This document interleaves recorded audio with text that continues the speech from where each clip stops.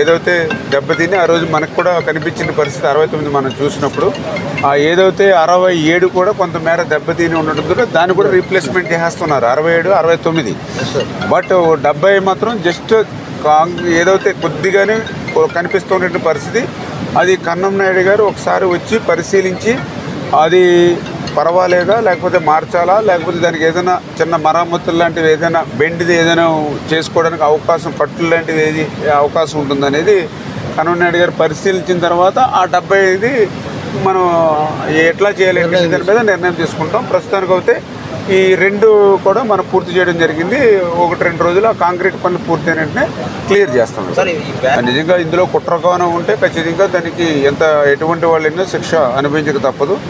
ఒకవేళ ఇది ప్రమాదవశాత్తు వస్తూ ఉంటే ఖచ్చితంగా దానికి లంగర్లు ఏవైతే ఉన్నాయో వాళ్ళు జాగ్రత్త చేసుకోవాల్సిన అవసరం ఉంది. దాని మీద ఎట్లా వాళ్ళకి ప్రికాషన్స్ ఇవ్వాలనేది తీసుకుంటాం.